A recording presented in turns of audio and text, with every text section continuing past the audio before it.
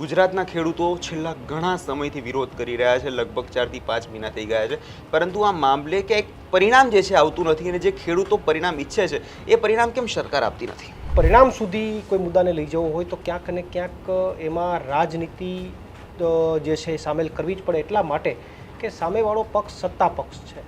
સત્તા પક્ષ મતની ભાષા સમજે છે. પરંતુ આવનારા સમયમાં મને ગુજરાતના ખેડૂતો ઉપર વિશ્વાસ છે કે આ આંદોલન પૂર્ણ નથી થયું. હજુ પણ જેતપરની અંદર જેતપરના ખેડૂતો આ વાતને લઈને ઊભા છે. શું લાગે છે, સરકાર હવે માનશે પરિપત્ર માટે? સંગઠન ખેડૂતો જો તેની તાકાત બતાવી શકે, એની સંગઠનની તાકાત બતાવી શકે, એનો જુસ્સો બતાવી શકે, તો સરકારે બધું માનવું પડે. આ તો પરિપત્રની વાત છે ને.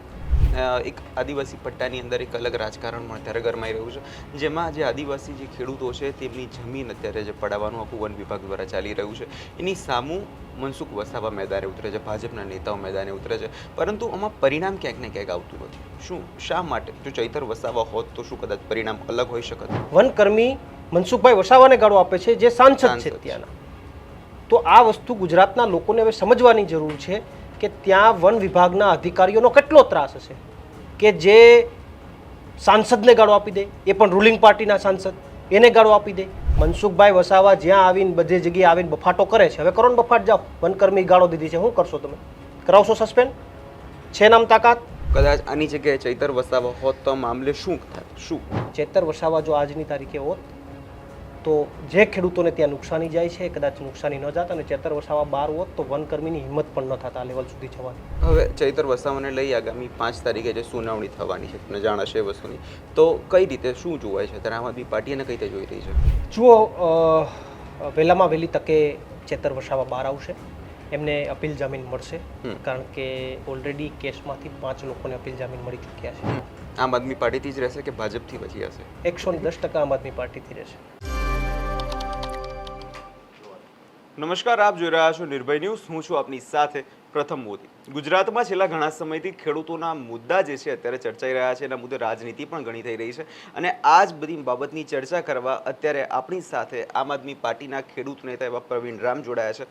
પ્રવીણભાઈ, નિર્ભય ન્યૂઝમાં પહેલાં તો ખૂબ ખૂબ સ્વાગત છે. જી આભાર. પ્રવીણભાઈ, પહેલો સવાલ એ ચાલુ કરીએ કે જે પ્રકારે દિલ્હીમાં આપણે જંતર મંતરમાં જોયું કે જે આંદોલન થયું અને એમાં અંતે જે યુવા છે, જેન્ઝી વર્ગ છે, તેમને ન્યાય મળી ગયો. ગુજરાતના ખેડૂતો છેલ્લા ઘણા સમયથી વિરોધ કરી રહ્યા છે. લગભગ 4 થી 5 મહિના થઈ ગયા છે, પરંતુ આ મામલે કંઈક પરિણામ જે છે આવતું નથી, અને જે ખેડૂતો પરિણામ ઈચ્છે છે એ પરિણામ કેમ સરકાર આપતી નથી? જો જે દિલ્હીની અંદર જે આંદોલન થયું અને જે જેનજીઓએ પોતાનો આક્રોશ વ્યક્ત કર્યો, પોલીસ સાથે ઘર્ષણ થયું, પોલીસે લાઠીઓ વરસાવી, આ બધી ઘટનાઓ કરી, પણ છતાં જેનજીઓ પાછા ન પડ્યા. એમણે એમની જે તાકાત છે એમાં સતત વધારો કર્યો. એના કારણે સરકારે ક્યાંક ઝૂકવું પડ્યું, સરકારે સરેન્ડર થવું પડ્યું.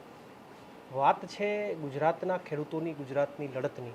તો ગુજરાતના ખેડૂતો જ્યારે લડાઈ લડી રહ્યા હતા, જેતપરની અંદર લડાઈ ચાલુ હોય કે અન્ય અલગ અલગ વિસ્તારોમાં જ્યાં જ્યાં લડાઈઓ ચાલુ હતી, એ લડાઈઓની અંદર એક લેવલ સુધી ખૂબ સારી રીતે માહોલ બન્યો, પરંતુ લાંબા ગાળા સુધી આંદોલનો નથી ચાલતા. અને મારો એક પર્સનલ અનુભવ છે કે આંદોલનને પરિણામ સુધી ત્યારે જ પહોંચાડી શકાય છે કે જ્યારે એમની અંદર કોઈ પોલિટિકલી પાર્ટીઓ ઇન્વોલ્વ થાય. દિલ્હીનું જે આંદોલન છે એની અંદર કોઈ પોલિટિકલ પાર્ટીનું બેનર નહોતું, પણ પોલિટિકલ પાર્ટીના તમામ નેતાઓને ત્યાં આવકાર હતો કે ભાઈ અહીંયા તમે બધા આવી શકો. એટલે માનની અરવિંદજી હોય, માનની સંજયસિંહ હોય, માનની મનીષ સિસોદિયા હોય, કન્ટિન્યુ ત્યાં સતત પ્લેટફોર્મ ઉપર ત્યાં દેખાતા હતા અને જેનજીઓને સમર્થન કરતા હતા બિન પોલિટિકલી રીતે. અહીંયા પણ જે રેશિયો માની લો કે વચ્ચેથી બિન પોલિટિકલનો જે ઊભો થયો, એક સારી વાત છે, પરંતુ પરિણામ સુધી કોઈ મુદ્દાને લઈ જવો હોય તો ક્યાંક ને ક્યાંક એમાં રાજનીતિ જે છે એ સામેલ કરવી જ પડે, એટલા માટે કે સામેવાળો પક્ષ સત્તા પક્ષ છે. સત્તા પક્ષ મતની ભાષા સમજે છે, અને એનું ગણિત એક જ ચાલે છે કે આ મત અમારી પાસેથી બીજી પાર્ટી પાસે ન જવા જોઈએ. એ ડર લાગે તો ને તો જ એ નિરાકરણ કરવા તરફ વિચારણા હાથ ધરે. જો એ ડર જ ન લાગે કે ભાઈ આ મત તો બિન પોલિટિકલી છે, ક્યાંય જવાના નથી, છેલ્લે કદાચ આક્રોશ ઠંડો પડી જશે તો અમારા તરફ આવી જવાના છે પાછા, તો આ ડર જ જ્યારે ઉદ્ભવે નહીં ત્યારે સરકાર ક્યારેય ઝૂકવાનું નામ નથી લેતી. એટલે ક્યાંક લાંબા ગાળાના કારણે પણ ખેડૂતો લાંબા ગાળા સુધી સર્વાઈવ ન કરી શકે આંદોલન. વરસાદનું વિઘ્ન સૌરાષ્ટ્રની અંદર, તો એના કારણે થોડુંક આંદોલન બ્રેક થયું. એટલે ઘણા બધા કારણો છે. પરંતુ આવનારા સમયમાં મને ગુજરાતના ખેડૂતો પર વિશ્વાસ છે કે આ આંદોલન પૂર્ણ નથી થયું. હજુ પણ જેતપરની અંદર જેતપરના ખેડૂતો આ વાતને લઈને ઊભા છે, હજુ પણ વિરોધ છે, હજુ પણ આ વાત યથાવત છે. આવનારા દિવસોની અંદર આ આંદોલન હજુ પણ ગુજરાતના ખેડૂતો ખૂબ મજબૂતાઈથી ઊભું કરશે અને એનું પરિણામ ગુજરાતના ખેડૂતો લાવશે અને એમાં જ્યાં જરૂર પડશે ગુજરાતના ખેડૂતો જ્યાં હોકારો કરશે ત્યાં અમે એની સાથે હશે. પણ આમ આદમી પાર્ટી અત્યારે કેમ અવાજ નથી ઉપાડી? આમ આદમી પાર્ટી કેમ શાંત છે આ મુદ્દે અત્યારે? જુઓ, જે મોરબી અને જેતપરના જે આંદોલન અને જે વીજપોલના મુદ્દાને લઈને જે ચર્ચાઓ છે એને લઈને અમે લગભગ 2 થી 3 ખેડૂત મહાસંમેલનો કર્યા. અલગ અલગ સુરેન્દ્રનગરની અંદર ખેડૂત મહાસંમેલન કર્યું. સાથે સાથે પડધરી, રાજકોટની પડધરીની અંદર ખેડૂતો બેઠા તો ત્યાં હું પોતે વિઝિટ કરવા માટે ગયો. જ્યાં જ્યાં આંદોલનની અંદર જરૂર પડી ત્યાં અમે અગ્રેસર ભૂમિકા ભજવીને અમારો રોલ અદા કર્યો. પરંતુ અમે પણ એવું ઈચ્છતા નથી કે ક્યાંય ઘણી જગ્યાએ ખેડૂતો એવું કહે છે કે મારે બિન પોલિટિકલી લડાઈ લડવી છે, તો અમે પણ એમનો કોઈ મુદ્દો બગડી જાય, અમારા ઇન્વોલ્વમેન્ટથી એને એવું થાય કે અમારો મુદ્દો બગડે છે, તો અમે પણ ઘણી જગ્યાએ એટલા માટે જ્યાં અમને એ આમંત્રણ આપે છે ત્યાં અમે જઈએ છીએ. અને આવનારા સમયમાં પણ આમ આદમી પાર્ટી આ મુદ્દાને લઈને ચોક્કસથી આગામી રણનીતિ સાથે મજબૂતાઈથી લડાઈ લડશે. આજે પરિપત્રનો અત્યારે વિરોધ ચાલે છે. સરકારે પરિપત્ર બહાર પાડ્યો હતો અને એ પરિપત્રનો હવે ખેડૂતો વિરોધ કરી રહ્યા છે કે હવે અમને નવો પરિપત્ર જોઈએ, અમારો હિત નથી. શું લાગે છે, સરકાર હવે માનશે પરિપત્ર માટે? જુઓ, લોકશાહીની અંદર લોકોની તાકાત મોટી છે. સંગઠન, ખેડૂતો જો તેની તાકાત બતાવી શકે, એની સંગઠનની તાકાત બતાવી શકે, એનો જુસ્સો બતાવી શકે, તો સરકારે બધું માનવું પડે. આ તો પરિપત્રની વાત છે ને. દિલ્હીની અંદર તો એક એજ્યુકેશન મિનિસ્ટરનું રાજીનામું લેવાની વાત હતી. આ બહુ કોઈ નાની વાત નહોતી, બહુ મોટી વાત હતી. છતાં પણ સરકારે સરેન્ડર થવું પડ્યું, છતાં પણ સરકારે રાજીનામું લેવું પડ્યું. તો પરિપત્ર તો બહુ નાની વાત છે, પણ એના માટે સંગઠિત થવું જરૂરી છે, સંખ્યાબળ મજબૂત કરવાની જરૂરિયાત છે અને ખેડૂતોની જે એકતા છે એને ઓર વધારે મજબૂત કરીને આખા આંદોલનને ગુજરાત વ્યાપી કરવાની જરૂર છે. બિલકુલ. પ્રવીણભાઈ, વાત થઈ અત્યારે આજે ખેડૂતોના મુદ્દાની. એક આદિવાસી પટ્ટાની અંદર એક અલગ રાજકારણ પણ અત્યારે ગરમાઈ રહ્યું છે, જેમાં જે આદિવાસી જે ખેડૂતો છે તેમની જમીન અત્યારે જે પડાવવાનું આખું વન વિભાગ દ્વારા ચાલી રહ્યું છે, એની સામું મનસુખ વસાવા મેદાને ઉતરે છે, ભાજપના નેતાઓ મેદાને ઉતરે છે, પરંતુ આમાં પરિણામ ક્યાંક ને ક્યાંક આવતું નથી. શા માટે? જો ચૈતર વસાવા હોત તો શું કદાચ પરિણામ અલગ હોઈ શકત? જુઓ, આ જે ઘટના થોડા દિવસોથી બની રહી છે કે આદિવાસી સમાજની અંદર જે રોષ છે અને જે ખેડૂતોનું ત્યાં જે કંઈ આંદોલન ચાલી રહ્યું છે, અને એમાં અત્યારે તાજેતરમાં જે સમાચાર મળી રહ્યા છે કે ભાઈ મનસુખભાઈ વસાવા એમની અંદર પડ્યા, અને ત્યાં સુધીના સમાચાર મળ્યા કે મનસુખભાઈ વસાવાને વનકર્મીએ ગાળો આપ્યો. વનકર્મી મનસુખભાઈ વસાવાને ગાળો આપે છે જે સાંસદ છે ત્યાંના. તો આ વસ્તુ ગુજરાતના લોકોને હવે સમજવાની જરૂર છે કે ત્યાં વન વિભાગના અધિકારીઓનો કેટલો ત્રાસ હશે કે જે સાંસદને ગાળો આપી દે, એ પણ રૂલિંગ પાર્ટીના સાંસદ, એને ગાળો આપી દે. તો જે ચેતર વસાવા ઉપર ખોટો જે કેસ કર્યો છે એ તો સીધો સાબિત થાય છે કે ખોટો છે. એમાં વનકર્મીની જ દાદાગીરી હશે. વનકર્મીએ જ ખેડૂતને હેરાન કર્યા હતા અને એટલા માટે ચેતર વસાવા એમની વચ્ચે પડ્યા હતા એ સોલ્યુશન કરવા માટે. છતાં પણ એની ઉપર ખોટો કેસ કરી એને ફસાવવામાં આવ્યા, એને ડરાવવા માટે, ધમકાવવા માટે તમામ પ્રયત્નો બીજેપી દ્વારા કરવામાં આવી રહ્યા છે. પણ હવે બીજેપીને ખબર પડવી જોઈએ કે એના રૂલિંગ સાંસદને જો ત્યાંના વનકર્મી ગાળો દઈ દેતા હોય તો તમે સત્તા ઉપર બેસવાનો તમને અધિકાર નથી. તમારો કર્મચારી, નીચેનો કર્મચારી તમારું ગાંઠતો ન હોય તો તમે શું કામ બેઠા છો સત્તા ઉપર? મનસુખભાઈ વસાવા જ્યાં આવીને બધી જગ્યાએ આવીને બફાટો કરે છે, હવે કરો ને બફાટ, જાઓ. વનકર્મી ગાળો દીધી છે, શું કરશો તમે? કરાવશો સસ્પેન્ડ? છે નામ તાકાત? વિપક્ષને કે ગમે ત્યાં કંઈ પણ આવે એટલે ટાર્ગેટ કરે છે, આમ છે તેમ છે, ચેતર વસાવા ખોટા છે ને આ છે તે છે, બધી એની જે કંઈ પણ વાતો કરે છે, બફાટો કરે છે. લ્યો હવે તમને વનકર્મી ગાળો દીધી, હવે કોણ વનકર્મી સાચો કે ચેતર વસાવા સાચા? તમે એમ કહો કે તંત્ર સાચું છે, વનકર્મી સાચા છે, તો તમે ક્યાં ગયા હતા ને મુદ્દો સોર્ટ આઉટ કરવા માટે? તો તમને ગાળો દીધી છે, હવે બોલો શું કરશો? હું તો કહું કે જો એ સસ્પેન્ડ ન કરાવી શકે તો એને રાજીનામું દઈ દેવું જોઈએ. આ તો ઈગોની વાત છે, આ તો આત્મસન્માનની વાત છે. જો એ એમને સસ્પેન્ડ ન કરાવી શકે અને ત્યાંના ખેડૂતોના મુદ્દાઓનું નિરાકરણ ન લાવી શકે તો સાંસદમાંથી રાજીનામું આપી દેવું જોઈએ. ખોટો સમય વેડફવો ન જોઈએ, કારણ કે ઉંમર થઈ છે આમ પણ. એટલે હું એવું માનું છું કે ચેતર વસાવા જે છે એ હકીકતમાં ત્યાંના રિયલ હીરો છે અને આ ઘટના ઉપરથી એ સાબિત થાય છે કે ત્યાં વનકર્મીઓનો ફૂલ ત્રાસ છે અને વનકર્મીઓનો ત્યાં નહીં, આખા જગત, આખા ગુજરાતની અંદર જ્યાં જ્યાં વનકર્મીઓ છે ત્યાં એ લોકો સાથે આ રીતનું જ વર્તન કરે છે. કદાચ આની જગ્યાએ ચૈતર વસાવા હોત તો મામલે શું થાય? શું?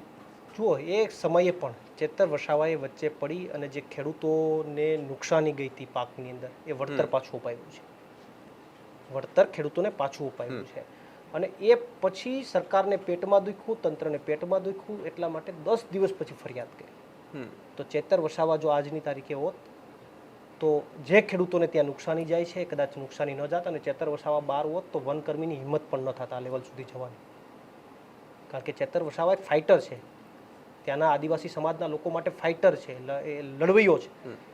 તો હું એવું માનું છું કે ચેતર વસાવા જો હોત તો આ સમસ્યાની અંદર ખેડૂતોને ન્યાય મળે અને ખેડૂતોને હું એવું માનું છું કે ભૂતકાળમાં પણ ન્યાય મળ્યો છે અને આવનારા સમયમાં પણ ખેડૂતોના પડખે આદિવાસી સમાજના નેતાઓ આમ આદમી પાર્ટીના ઊભા રહેશે. હવે ચૈતર વસાવાને લઈ આગામી 5 તારીખે જે સુનાવણી થવાની છે તમને જાણ હશે એ વસ્તુની, તો કઈ રીતે શું જોવાય છે ત્યારે આમ આદમી પાર્ટી એને કઈ રીતે જોઈ રહી છે? જુઓ, વહેલામાં વહેલી તકે ચેતર વસાવા બહાર આવશે, એમને અપીલ જામીન મળશે, કારણ કે ઓલરેડી કેસમાંથી 5 લોકોને અપીલ જામીન મળી ચૂક્યા છે. તો ચેતર વસાવાને વહેલામાં વહેલી તકે અપીલ જામીન મળશે, ચેતર વસાવા વહેલામાં વહેલી તકે બહાર આવશે. અને હવે જ્યારે ચેતર વસાવા બહાર આવશે ને ત્યારે એ દેશના નેતૃત્વ સાથે બહાર આવશે. અત્યાર સુધી રાજ્યનું નેતૃત્વ એનું હતું, હવે જ્યારે બહાર આવશે ત્યારે ચેતર વસાવા એક એવો ચહેરો બની ગયો હશે કે જેમને આખા દેશની અંદર એમની લોકચાહના વધી ગઈ હશે. એ રાજસ્થાનમાં તમે આદિવાસી બેલ્ટમાં જતા રહેજો, એ મધ્યપ્રદેશમાં તમે આદિવાસી બેલ્ટમાં જતા રહેજો, એ તમે મહારાષ્ટ્રમાં આદિવાસી બેલ્ટમાં જતા રહેશો. ચેતર વસાવા ત્યાં જઈને પગ મૂકશે એટલે હજારોની સંખ્યામાં લોકો એને સાંભળવા અને જોવા માટે આવી જશે. આમ આદમી પાર્ટીથી જ રહેશે કે ભાજપથી પછી હશે? 110% આમ આદમી પાર્ટીથી રહેશે, 110%. કારણ કે ફાઇટર છે અને એને ખ્યાલ છે કે બધું આ પ્રોસેસમાં આ બધા તો પાર્ટ ઓફ પ્રોસેસ છે, જેલમાંથી પસાર થવું એ બધી પાર્ટ ઓફ પ્રોસેસ છે, એટલે આમ આદમી પાર્ટીમાંથી છે. પ્રવીણભાઈ, ગઈકાલે એક અમદાવાદની અંદર એક બેઠક મળે છે આમ આદમી પાર્ટીના નેતૃત્વ હેઠળ. શું તૈયારી કેવી છે 2027ને લઈને? શું અત્યારે શું રણનીતિ રહી છે? 2027ને લઈને ભૂકા કાઢી નાખે એવી તૈયારી છે અત્યારે આમ આદમી પાર્ટીની. આમ આદમી પાર્ટી ઘણા સમયથી જે કંઈ પ્રવર્તમાન મુદ્દાઓ છે એને લઈને તો લડાઈ આપે જ છે, પણ સાથે સાથે સંગઠનનું માળખું મજબૂત કરવા માટે અને સંગઠનને નીચેલા લેવલ સુધી, બૂથ લેવલ સુધી લઈ જવા માટે આમ આદમી પાર્ટી અત્યારે કમર કસી રહી છે. ગઈકાલે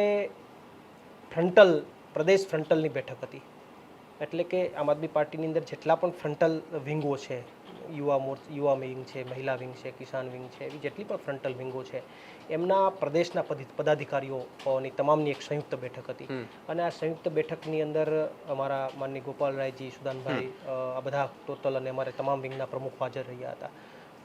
આ ફ્રન્ટલ બેઠકની અંદર આયોજન થયું છે કે તમામ ફ્રન્ટલોને પણ બૂથ સુધી લઈ જવા, દરેક બૂથ સુધી એમનો સંગઠનને વિસ્તાર કરવો અને એનું વિસ્તરણ કરવું. તો એના માટેનું આયોજન ગઈકાલની બેઠકમાં થયું છે અને આવનારા ટૂંક સમયની અંદર જ પ્રદેશ જેટલા પણ વિંગો છે એ વિંગોના સંગઠનને વધારે મજબૂત, બૂથ સુધી મજબૂત બનાવવામાં આવશે. 27ની વાત થાય છે તો પ્રવીણ રામ કેટલા તૈયાર છે કેશોદની બેઠક લડવા? 27ની અંદર ચૂંટણી લડવાની જ્યારે વાત છે ત્યારે ચોક્કસથી 27 માટે અમે તૈયાર છીએ, પૂરી તાકાતથી લડવા માટે તૈયાર છીએ અને એના માટે અત્યારથી જ, આમ તો અત્યારથી નહીં, ઘણા સમયથી અમારી તૈયારીઓ ચાલુ થઈ ગઈ છે અને આવનારા સમયની અંદર મજબૂતાઈથી 27ની ચૂંટણી માત્ર એક પ્રવીણ રામ નહીં પણ 182 સીટો ઉપર આમ આદમી પાર્ટી મજબૂત ઉમેદવાર સાથે ઉતરશે. એટલે તમે લડવાના તો છો? તમે 110% લડવાના છે, 110%. હવે જે પ્રકારે અત્યારે 27ની આ વાત ચાલે છે અને 27માં જે આગળ જે સુરતની અંદર જે થયું તમારા લોકો સાથે, જે આમ આદમી પાર્ટી સુરતનો ગઢ હતો અને પછી હવે ત્યાંથી સફાયો થઈ ગયો, શું લાગે છે એનું શું કારણ હોઈ શકે? જો સુરતની અંદર જે કંઈ પણ પરિસ્થિતિનું નિર્માણ થયું એની અંદર કોઈ એક કારણ ના હોઈ શકે, પણ એક મહત્ત્વનું જો કોઈ કારણ હોય તો એ કારણ એ છે કે જે ફેરફારો થયા, માની લો કે ઓબીસી અનામત અને જે કંઈ સમીકરણો આવ્યા એમને લઈને જે સીટોના સમીકરણો બદલ્યા. માની લો કે વોર્ડ નંબર 3 હોય તો વોર્ડ નંબર 3ની અંદર 3 ઓપન સીટ આવતી હોય, એક અનામત સીટ આવતી હોય, એમની જગ્યાએ 2 કે 1 ઓપન થઈ અને બાકીની 2 સીટો અનામતમાં ગઈ. તો એ જે સમીકરણો ચેન્જ થયા, એ સમીકરણ ચેન્જ થવાના કારણે અમારા જે લીડરો હતા કે જેમનું વર્ક જે તે વિસ્તારમાં, જે વોર્ડમાં હતું, એમને ત્યાં સીટોના સમીકરણના કારણે એ જ વોર્ડમાં લડવાની જગ્યાએ બીજા વોર્ડમાં જવું પડ્યું, કારણ કે ત્યાં એમને 2 જ ઓપન સીટો આવતી હતી અથવા 1 જ ઓપન સીટ હતી, એટલા માટે ત્યાં 3 મજબૂત ચહેરા હતા, તો એમાંથી એકને ક્યાંક ક્વિટ થવું પડ્યું. તો એના કારણે આખી ચેનલ તૂટી. હવે જે માણસ જે વોર્ડની અંદર મજબૂત છે ત્યાંથી કોઈ બીજા વોર્ડમાં તાત્કાલિક લડવા જાય છે તો ત્યાં એમનો પાછો એ બેઝ નથી, ત્યાં એમની મહેનત નથી, ત્યાં એમનું ફોકસ નથી. તો આ જે કંઈ સમીકરણોના કારણે ડિસ્ટર્બન્સ થયું અને ડિસ્ટર્બન્સના કારણે મેજર આ પ્રશ્ન છે, એના કારણે અમારે ક્યાંક એ પરિણામમાં ભોગવવું પડ્યું. કારણ કે મહાનગરપાલિકામાં 4ના કોમ્બિનેશનથી ચૂંટણી લડાતી હોય, પેનલ ચાલતી હોય, તો એ પેનલનું જે કંઈ પણ ડિસ્ટર્બન્સ થયું એના કારણે આ પરિણામ આવ્યું છે. બાકી ઓલ ઓવર ગુજરાતની અંદર 500થી વધારે સીટો આમ આદમી પાર્ટી તાલુકા પંચાયત અને જિલ્લા પંચાયતમાં જીતીને આવી છે. પ્રવીણભાઈ, અત્યારે 27ની વાત ચાલી જ રહી છે, તો એમાં શું લાગે છે, ભાજપને હરાવવા માટે કોંગ્રેસ સાથે ગઠબંધન આમ આદમી પાર્ટી કરશે કે નહીં? જુઓ, કોંગ્રેસે તો ગઠબંધન ભાજપ સાથે કરી લીધું છે. હવે કોઈએ ગઠબંધન કોઈક બીજા સાથે કરી લીધું છે તો ત્યાં ગઠબંધન કરવા કેમ જવું? કોંગ્રેસે તો વર્ષોથી ભાજપ સાથે ગઠબંધન કરી લીધું છે. હવે એણે ગઠબંધન કરી જ લીધું છે તો આમ આદમી પાર્ટી ગઠબંધન ક્યાં થાય કે જ્યાં સ્પેસ હોય. કોઈ માણસ કોઈ સાથે જોડાઈ જ ગયો છે તો ત્યાં માગું થોડું નાખવાનું. કોઈ વ્યક્તિની માની લો કે સગાઈ કે ત્યાં થઈ ગઈ હોય તો ત્યાં માગું ન નાખવાનું. આમનું ગઠબંધન વર્ષોથી કોંગ્રેસનું ભાજપ સાથે છે અને એટલા માટે તો ગુજરાતમાં ભાજપની સરકાર છે. 2017ની અંદર માહોલ જોઈ લો, સત્તા વિરોધી માહોલ હતો, બીજેપીની સરકાર જ નથી બનતી, છતાં બીજેપીની સરકાર બની. કોંગ્રેસનો હાથ છે. તો ગઠબંધન વર્ષોથી કોંગ્રેસનું ચાલે છે અને એ ચાલી રહ્યું છે. એટલે હવે તો જનતાએ વિચારવાનું રહ્યું કે કોંગ્રેસ એટલા વર્ષોથી, છેલ્લા 30 વર્ષોથી, અત્યારે એક નોર્મલ વાત છે કે ભાઈ કોંગ્રેસ, આમ આદમી પાર્ટી આવી છે તો કોંગ્રેસના મત તૂટે છે અને બધું વિભાજન થાય, બાકી તો સત્તા ઉથલી જાય એમ છે, સત્તા ફરી જાય એમ છે. તો મારે કોંગ્રેસના લોકોને કહેવું છે અને જેના મનમાં આ વિચાર છે એને કહેવું છે કે 25 વર્ષથી આમ આદમી પાર્ટી આવી, એને તો 5 વર્ષ થયા ને ગુજરાતમાં. એ પહેલાં ક્યાં આમ આદમી પાર્ટી હતી? તો શું કામ એ પહેલાંના 25 વર્ષોમાં તમે સત્તા સુધી ન પહોંચી શક્યા? ત્યારે તો કોઈ નહોતું તમને નડવાવાળું, ત્યારે તો તમારા કોઈ મત તોડતું નહોતું, તમે સિંગલ હેન્ડેડ હતા. તો ત્યારે તમે સત્તાની નજીક પણ નથી પહોંચી શક્યા. તમે સત્તાની નજીકને સત્તા મેળવી હોય તો તમે કહી શકો કે મારા મત તૂટે છે. તમે સત્તાની નજીક પહોંચવામાં સક્ષમ જ નથી તો મત તોડવાનો વિષય જ નથી. એટલે જનતાએ પણ હવે સમજી જવાની જરૂર છે કે હવે બીજેપીને હરાવવી હોય તો કોંગ્રેસ વિકલ્પ નથી, આમ આદમી પાર્ટી જ વિકલ્પ છે. હમણાં પેટા ચૂંટણીના પરિણામો આવ્યા, આમ આદમી પાર્ટી 3 સીટો જીતીને આવી. વિસાવદરની ચૂંટણી તમે લઈ લો વિધાનસભાની, એમાં પણ આમ આદમી પાર્ટીની જીત થઈ. અત્યારે પેટા ચૂંટણીઓના જે પરિણામો આવશે આજે, એમાં પણ તમે જોઈ લેજો કોંગ્રેસ ક્યાંય કોઈ જગ્યાએ રસ્તો કાઢી શકે એમ જ નથી. એટલે હું એવું માનું છું કે જનતાએ હવે વિકલ્પ તરીકે આમ આદમી પાર્ટીને પસંદ કરવી જોઈએ. લોકો કેમ ભરોસો મૂકે આમ આદમી પાર્ટી પર? શા માટે? લોકો એટલા માટે ભરોસો મૂકે કે એક તો અમે નવા છે અને પરિવર્તન સંસારનો નિયમ છે. બીજેપીને 30 વર્ષ સુધી ભાજપને તક આપી લોકોએ, 30-35 વર્ષ. એના પહેલાંના વર્ષોમાં 25, 30, 40, 50 વર્ષ, 60 વર્ષ સુધી કોંગ્રેસને તક આપી. તો લોકોએ આમ આદમી પાર્ટી નવી પાર્ટી છે, નવી ઉર્જા છે, નવા યુવાનો છે, નવી વિચારધારા છે, એજ્યુકેશનને લઈને કામ કરવા માગે છે, હેલ્થને લઈને કામ કરવા માગે છે. પંજાબની અંદર ગવર્મેન્ટ છે, ત્યાં કામ અત્યારે વિઝિબલ છે, જોઈ શકાય એવા છે. દિલ્હીની અંદર ગવર્મેન્ટે ખૂબ સારા કામ કર્યા છે. તો આ બધી સ્થિતિઓને જોઈને અને તમામ જેટલા પણ નેતાઓ છે એક લેવલના એજ્યુકેટેડ નેતાઓ છે. તો જનતાએ એક નવા વિકલ્પ તરીકે અને નવી પાર્ટી આવી છે, નવા વિચાર સાથે, નવી વિચારધારા સાથે છે, તો એને તક આપવી જોઈએ.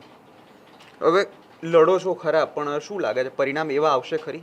અત્યારે જે આમ આદમી પાર્ટી દરેક મુદ્દે લડી રહી છે, શું પરિણામ જે જોઈતા હશે મળશે ખરી? કેમ? જુઓ, લડે જે વ્યક્તિ લડે એને પરિણામ મળે. ઘરે બેસીને વાતો કરીએ તો ક્યારેય પરિણામ નથી મળતા. લડીએ એટલે પરિણામ મળે. અને આ કોઈ સ્પીડ પ્રોસેસ નથી કે આજે સ્ટાર્ટ કર્યું ને કાલે થઈ જાય. સ્લો પ્રોસેસ છે. સ્ટેપ બાય સ્ટેપ આમની અંદર આગળ વધતું જવાનું હોય. પણ પ્રવીણભાઈ, લડશો તો જેલમાં પણ જવું પડશે, એ તૈયારી પણ? જુઓ, લડીએ છીએ તો જેલમાં પણ જવું પડે અને તમામ પીડાઓ સહન કરવી પડે. અને જેલની અંદર તાજા ગાળાની જ અંદર અમે રાજકોટ જેલ ભોગવીને આવ્યા છે 3 મહિનાની. અને તમામ લોકોને ખ્યાલ છે કે રાજકોટની જેલ ગુજરાતની 52 જેલોમાંથી સૌથી સ્ટ્રિક્ટ કોઈ જેલ હોય, સૌથી ખતરનાકમાં ખતરનાક કોઈ જેલ હોય તો એ રાજકોટની જેલ છે. હવે એ રાજકોટની ખતરનાક જેલ 3 મહિના કાપીને આવ્યા છે એટલે હવે બીજી કોઈ નાની મોટી જેલ અઘરી ન લાગે, સરળ લાગે. એટલે કંઈ જેલનો ડર નથી. ડર ક્યાં સુધી? જ્યાં સુધી બંધ મુઠ્ઠી હોય ત્યાં સુધી. મુઠ્ઠી ખુલી જાય પછી ડર ન હોય. પણ પ્રવીણભાઈ, લડશો તો બધા જેલમાં જશો અને પછી તમારી જે જનતા છે તે જનપ્રતિનિધિ વગરની થઈ જશે, એનું શું? એના મુદ્દા કોણ ઉપાડશે? ના, જુઓ, લડાઈ જે છે એ લડવાનું અમારા ભાગમાં છે ને અમે લડતા રહીશું. જેલમાં જવાનો વિષય જે છે એ આવશે તો એક પ્રવીણ રામને જેલમાં મોકલશે તો 100 પ્રવીણ રામ ઊભા થશે. આ તો મલ્ટીપ્લાય પ્રોસેસ છે. એક પ્રવીણ રામ જે છે એમને ખાલી એના શરીરને કેદ કરી શકાય છે, એના વિચારને કેદ ન કરી શકાય. ચેતર વસાવાને ખાલી શરીરને કેદ કરી શકાય, એના વિચારને કેદ ન કરી શકાય. ચેતર વસાવાને જેલમાં નાખ્યા છે તો ચેતર વસાવાને નુકસાન થયું છે કે ફાયદો થયો છે પોલિટિકલી, તો સર્વે કરાવે તો ખ્યાલ આવે. આદિવાસી સમાજની અંદર જે કરંટ આવ્યો છે તો એનાથી અલ્ટિમેટલી પોલિટિકલી ફાયદો થયો છે. પણ પ્રવીણભાઈ, મારો સવાલ પૂછવાનો મતલબ એટલે હતો કેમ કે જે પ્રકારે ચૈતર વસાવા અત્યારે જેલમાં છે, ત્યાંના જે આદિવાસીઓ છે એ અત્યારે તકલીફમાં છે, એમનો ક્યાંય અવાજ કોઈ ઉપાડતું નથી. જે આટલી બધી સમસ્યા છે, તો હું એ જ કહું છું કે તમે જો કદાચ જેલમાં જતા રહેશો તો એ લોકોનું શું, એ મુદ્દાઓનું શું થશે લોકોના? જુઓ, એનું નિરાકરણ લોકોના હાથમાં છે. આ બહુ સારી વાત છે અને સાચો મુદ્દો છે કે જેલમાં જતા રહીએ તો મોટા ભાગનો સમય તમારો જેલમાં નીકળી જાય. તો લોકો માટે કામ કરવાનું છે, તમારી જે એક્ટિવિટી, તમારી ક્રિએટિવિટી, તમારી જે કંઈ પણ કામ કરવાની તાકાત છે એ વેડફાઈ જાય છે. તો હું એવું માનું છું કે લોકોએ જ આનો નિકાલ કરી દેવાની જરૂર છે. એકવાર હરખાથી પરિવર્તન લાવી અને ઝાડુ મારી દેવાની જરૂર છે. તો જે સારા નેતાઓ, ચેતર વસાવા જેવા કે જેટલા પણ આમ આદમી પાર્ટીના સારા નેતાઓ છે એને કોઈને જેલમાં જવાનો વિષય નહીં આવે અને જેટલા ભાજપના ભ્રષ્ટાચારીઓ છે એને જેલના સળિયા ગળવા પડશે. બિલકુલ, આપ અમારી સાથે જોડાયા, બિલકુલ ખૂબ આભાર પ્રવીણભાઈ. તો આપનો રિપોર્ટ કેવો લાગ્યો અમને કમેન્ટ બોક્સમાં ચોક્કસથી જણાવજો અને અમારી ચેનલ નિર્ભય ન્યૂઝને લાઇક, શેર અને સબસ્ક્રાઇબ કરવાનું ભૂલશો નહીં. આભાર.